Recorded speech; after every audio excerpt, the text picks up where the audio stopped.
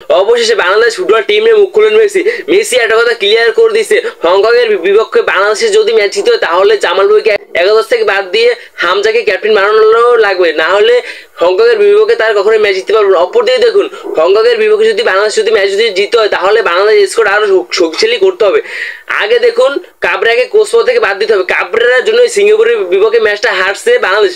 ওই ম্যাচটা যদি সিঙ্গাপুরের বিপক্ষে বাংলাদেশ যদি জিতো তাহলে আজকে এরকম একটা টাফ পজিশনে পড়তো না কখনো বাংলাদেশ। দেখুন, বাংলাদেশ এখন যদি হংকং এর বিপক্ষে এখন যদি ম্যাচে যদি হেরে যায় ভুলবশত, তারা একেবারে এশিয়া কাপ থেকে বাদ পড়ে যাবে। তার জন্য দেখুন এখন তারা হংকং এর বিপক্ষে এখন যদি ম্যাচে যদি জিততে হয় তাহলে তাদের স্কোরটা শক্তিশালী করতে কিউবা মিচেল, জাহান হাকিম, তারপরে আরো অনেক প্রবাসী ফুটবলাররা আছে যারা এখনো প্রবাসী লিগগুলো খেলছে, তাদেরকে এখন বাংলাদেশে আনতে হবে কিউবা মিচেলকে।